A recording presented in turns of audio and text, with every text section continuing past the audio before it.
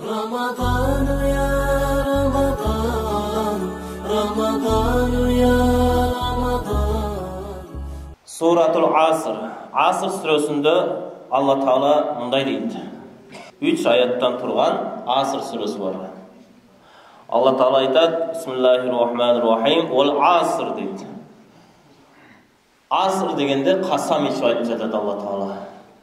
Qasam içemin deydi. Asr degende ulamalar aytadi, bu жерде asr namazı degендер бар.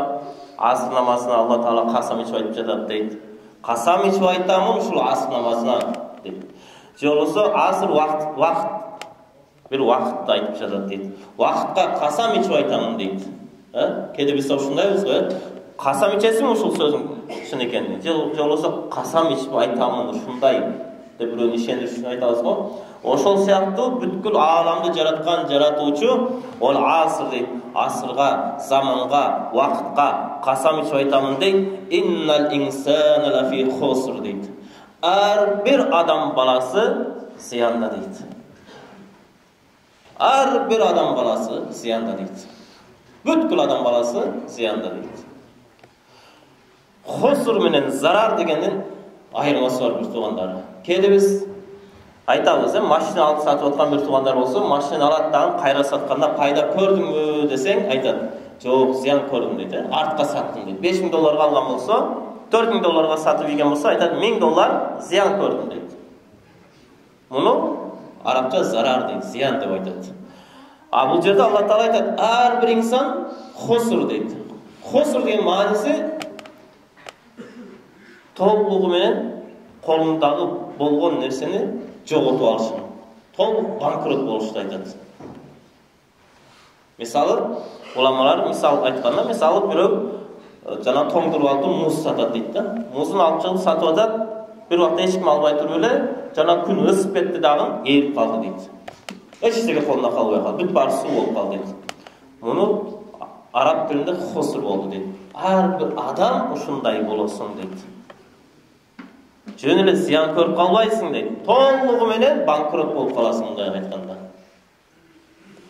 Эми анын ушундай банкрот болуудан чыгуунун жолу эмне десек, Алла Таала эмне дейт? Иллаллазина аману.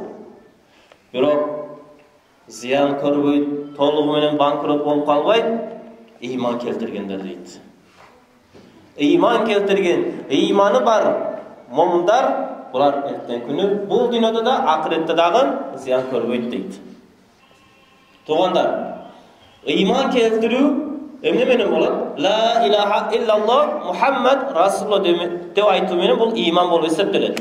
Бирок ушунун өзү жетиштүүбү десек, Алла Таала жооп дейт. Бул жетиштүү эмес дейт. Эмне үчүн? Ушуну эле айтып коюп, мен мусулманмын деп коюп, шайтанга азгылып күнөө жасап жүрө берсек, мындай ыйманды шайтан өлөрүңө чейин оңой эле тартып алып коет. Кудай сактасын, тилибиз менен айтып коюп эле, ушай жүрөк менен бир аз тастап коюп, жакшы амал менен ошол ыйманды бекемдеп коңсуп албасак, ал ыйманды шайтан өлөр астына келип азгырып алып коет. Ыймансыз чыгып кетет адам баласы, Кудай сактасын. Ошон үчүн Алла Таала айтат, ыйман келтирип дейт. Кимде ким зыянда эмес, ыйман келтирип, ыйманын дагы амалы салих, жакшы амал менен коңсуп, бекемдеп койгон адам дейт. Болду, жетиштүүбү ушул десек, Алла Таала дагы ушул сүрөнүн уланысына айтат. Ва тавассау бил хак дейт. Акыйкатка үндөшүң керек дейт анан. Чындыкка, акыйкатка, хак нерсеге дейт. Жакшы амал бир туугандар. Жакшы амалдын ичин ачып карасак, акыйкат чыгат экен, хак чыгат. Ыйманым бар деген адамдын ыйманын ачып карасак, мисалы, ыйманын ичине ушул амали салих чыгат экен. Амали салихтин ичин ачып карай турган болсок, акыйкат, хак чыгат. Эң биринчи хак болгон нерсе, акыйкаттардын үстүндө хак болуп турган нерсе бул ким? Аллах субханаху ва таала. Алла Таала хаккул хакайк, акыйкаттардын акыйкаты болгон бул Алла Тааланын зат, Алла Таала. Ушуну мушриктер, каапырлар, шайтан ушул акыйкатты четке кагып, Кудай сактасын, Аллах жок, кыямат жок, пайгамбар эмес, Kur'an bul Allah'ın sözü emas dep, uşunday hakikatty chetke kagıp, alardın amali salih da çok boldu. Amali salih çok bolgandan keyin iman da çok bolup kaldılarda. Anan uşul hakikatta bekem bolu üçün bir tugandar. Hak menen çoğu boluş üçün, batıldan, aramdan alыс boluş üçün, daima Hudaý menen, hakikat menen, çındyk menen boluş üçün sizmene bizge emne gerek? Otavasaw bis sabr deydi. Sabr gerek eken. Sabrın çok bolsa bir tugandar, hakikat menen bugün boluşu mümkün. Erten günü başına bir balaya düşkende hakikatty tanıp ketişiz mümkün eken. Bir Allah'ın sınavısı gelgende hakikattan çıkıp etkenmiz. Oşun için Allah Teala aytar, 4 nerseni aytıp koydu bu jerde. Kimde kim iman keltirip, imanını жақшы amal menen, amali salih menen qozup bekemdetpey, amali salihini oşul hakikat menen, çındyk menen tüptöse deydi. Oşul çındykty, hakikatty sabırduluk menen bekemdep oşugu istiqamat kılıp tura turgan bolsa deydi, al adam baktır olur deydi. Baktırılıktın sıfatı uşunday eken muhtemelen. Allah Teala Asr suresinde uşunday deydi. Yemi Peygamberimiz sallallahu aleyhi ve sellem'in hadisine kayılsak. Peygamberimiz aytadi. As-savm nisfu sabr deydi. Orozo deydi. Orozo karamça atабыз ғой барыбыз. Ошол орозону айтады. Peygamberimiz aytadi. Bu sabırdılıktın jarımı deydi. As-sabru nisfu iman deydi. Sabırdılık bu imanın jarımı eken. Oşonda orozo imanın kançası bolup kalat? Orozo. Sabırdılıktın jarımı deydi Peygamberimiz aytadi. As-sabr nisful iman deydi. Sabırdılık imanın jarımı deydi. Oşonda orozo imanın kançası bolup kalat? 4'ten 1 bolot. Muna jaş inelerimiz jakşı okuptur. Orozo karmap жатқан orozosu Peygamberimiz aytadi, bu imanыңдын 4'ten 1'ini orozo menen bekemdedin deydi. Yemi orozo bu sabırdılıktın jarımı deydi. Sabırdılık bu imanın jarımı deydi. Yemi bir tugandar, biz sabırdılık degen emne nerse? Uşul sabırdılıkты köpüz düşünbeybiz. Köpünçe aytabыз, ушундай sabırdуу adam eken deybiz. Kanday adamды sabırdуу deybiz? Şaşbay, akırın, namaz okup, akırın, çakırsanız şaşbay gelse, öyle sabırlı kişi uşul deybiz da. Birok, al sabırdılık al emes ekenmiz tugandar. Sen koşsaң үйі kүйіп жатады. Құдай сақтасын, bir bala ыйлап жолда жатады. Sen şaşbay, қолды салып, мен sabırlı adamым деп жүрсең, жоқ бұл. Жалқаулық бұл мындай bir ezilgen bir adam deydi. Tamam, sabırlı деп etken. Kenevegen adam. Sabırlı деп Құдай Таала Пайғамбарыбыз эмне дейт? Sabır деген сөздің манisi bir туғандар. Қараңызшы, Алла Тааланың hikmatlары қандайча. Sabır деген сөздің манisi қырғызша көтерген болса, тыйылу деген мағына екен. Sabara dese manaa, habisa, özün özü tıydı, mani kıldı, toktottu деген mağına eкен. Sabır деген сөздің manisi Arapça.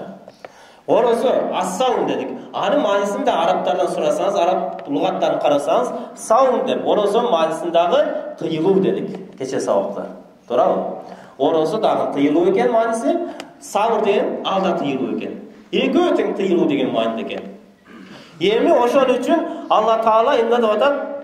Kur'anda aytadi. Sen sabırlı bolsang baktылуу болосуң deydi. Yemi kantip sabırga jetem desek, tıyılu menen deydi. Kantip men tıyılamın desek, orozo menen tıyılasın deydi. Orozo seni tıyat deydi. Orozo menen tıyılıp jatıp, sen sabırlı adam bolosуң deydi. Orozodan emne nerseni tıyılıp jatabыз bir tugandar? Tıyılıp jatabыз saattan erteden kechke çeyin jep içkenden tıyılıp jatabız. Күн сайын каалаган учурда жатып атканда 12-де де жеп аттык, түштөн кийин да каалаган учурда каалаган нерсени жеп ичип атсак, Алла Таала Рамазан айыны саум деп койду, оросо деп атап койду, тыйылуу деп. Тыйыл деп жатат. Ушул адал жеп жаткан нерсеңден тыйыл дейт. Bir ay boyu. Эми Алла Таала ушундан максат, ушул адал нерседен тыйыл максатпы? Негизги максат, ушул адал нерседен сен тыйылып sabırdılıkты қолға ал дейді. Sabırды болғаннан кейін, ал sabırdылық эмне? Nafsыны қалаусын тыю дейді. Nafsыны қалаусын тыйсақ, бір туғандар, анда сиз менен биз бактылуу болот экенбиз. Сабырдуу деп мындан кийин түшүнүңүз. Сабырдуу дегенде шашпай, жайбаракат жүргөн адамды түшүнбөңүз эч качан. Сабырдуу адам экен дегенде мындан кийин түшүнүңүз. Пайгамбарыбыз саллаллаху алейхи ва салламдын хадисине карасак, Кур'ан-ы Каримге карасак, сабырдуу адам бул өз нафсын тыйган адам экен. Өз нафсын каалоосун тыйган адам бул сабырдуу адам экен. Орозо кармаган адам ким экен? Орозо кармаган адам өз нафсын тыйган адам экен. Мына ошон үчүн Алла Таала сиз менен бизден каалап жатат, бир туугандар. Рамазан айында Алла Таала жалпы эле биздин жашообузду талап кылган нерсе арам нерседен тыйылгыла дейт Алла Таала. Арам нерседен. Калп айтуудан, ушак айтуудан, эки досу уруштуруп коюудан, кек сактоодон, текеберлик кылуудан, ошол жаман сыпаттардан тыйыл дейт Алла Таала. Тыйыл, ошондо сен бактылуу болосуң дейт. Эми пенде келмес тыйыла албай жатсак, Алла Таала келди да Рамазан айыны коюп туруп, ошол күнүмдүк жеп аткан нерсеңден тыйыл дейт. Адал нерседен тыйыл. Буга чейин жеп ичип аттык адал эле. Ошол адал нерседен тыйылгын дейт. Ошол адал нерседен тыйылып атабыз, бир туугандар. Эртеден кечке күн сайын жеп ичип аткан нерсени биз токтото алдык. Кудуретибиз жетет экен, кылсак болот экен го. Туурабы? Эми ушул жерде отурган бир туугандар, баарыбыз калп сүйлөйбүз. Калп сүйлөгөн адам жок. Текеберлик кылып коебуз. Кээде гыйбат кылып коебуз. Туурабы? Пайгамбарлар калп сүйлөйт, пайгамбарлар гыйбат кылбайт. Бирок сиз менен биз алым болобузбу, даватчы болобузбу, умрага барабызбы, ажылыкка барабызбы? Калп сүйлөйбүз бир тууганым. Аны моюнга алалы. Текеберлик кылып коебуз. Туурабы? Кек сактап коебуз кээде. Башка арам иштерди аткарып коет экенбиз. Эми Алла Таала айтат: "Сен гыйбат кыласың" дейт. Бирок күн сайын гыйбат кылбайбыз да. Күн сайын сууду ичип, нанды жегенде ошентип гыйбат кылып турабыз биз. Жок, андай кылбайбыз, Кудай сактасын. Бир жумада бир гыйбат кылып коюшубуз мүмкүн. Нафска берилип кетип, бир жумада бир алдап коюшубуз мүмкүн бирөөнү. Үйүңдө жатасың, таксы келбейсиң, тыйыл десе, бош ой жаттым эле деп коёбуз. Унутуп койгонсуң мисалы. Унутуп койдум десең, ачып келет, анан алдап коебуз да. Эми Алла Таала айтат: "Сен бир жумада бир алдап жатсаң" дейт. "Бир жумада бир гыйбат кылып коюп атсаң" дейт. Эмне үчүн ушул нерсени тыйыла албайсың дейт. Сен күнүмдүк жеп ичип аткан нерседен тыйылсаң болот экен го дейт. Көрдүң го дейт. 30 күн бою ушул амалды кылдың го дейт. Эми бир жумада бир арам ишти кылып коюшубуз мүмкүн. Кудай сактасын, гыйбат кылып, калп сүйлөп, же болбосо бирөөнүн акысына кирип кетишибиз мүмкүн содада. Ошондой амалды сен эмне үчүн тыйыла албайсың дейт. Сен сабырлуу бол дейт, сабырдуу бол дейт. Нафсынын каалоосун тыйгын дейт Алла Таала. Ошонун бирден бир жолу орозо кармоо менен ошол нерсеге жетет экенбиз бир туугандар. Кудай Таала Кур'анда айтат: "Астагфирулла я айюхаллазина аману стаину бис-сабри вас-салат. Инналлаха ма'ас-сабирин." Эй му'миндар дейт, эй иман келтиргендер дейт Алла Таала. Силер Алладан жардам сурагыла, биз сабырдуулук менен жардам сурагыла дейт. Сабырдуулук менен жардам сура дейт. Бир туугандар, сабырдуулук дегенде айттык, нафсты тыюу, нафстын каалоосун тыюу. Нафсынын каалоосун тыюу менен Кудайдан жардам сура дейт Алла Таала. Намаз окуу менен Кудайдан жардам сура дейт. Кудай сактасын, биз көбүнчө Кудайдан жардам сурайбыз, дуа кылабыз, бирок нафсты тыйбай туруп жардам сурайбыз. Нафсы кургур, өзүнүн ишин кыла берсин, нафска жагып калган нерсени аткара беребиз. Анан бул жакка келип туруп, мечитке келип же башка жерден бата кылабыз. Аллахым мага 2 күн бактылык бер. Аллахым мен проблемамды чечип берсең. Аллахым мен карызымдан кутулайын дейбиз. Жок, ал учурда сен күнөөнү жасап атсаң, катыптан Кудайга жакындайбыз. Ошон үчүн Алла Таала айтат: жасап аткан күнөөнөн тыйылып туруп, анан намаз окуп туруп, дуа кылсак, Алла Таала айтат: "Инналлаха ма'ас-сабирин", мен өз нафсын тыйган сабырдуу адамдар менен биргемин дейт. Ошондой адамдардын дуасы сөзсүздү кабыл болот экен бир туугандар.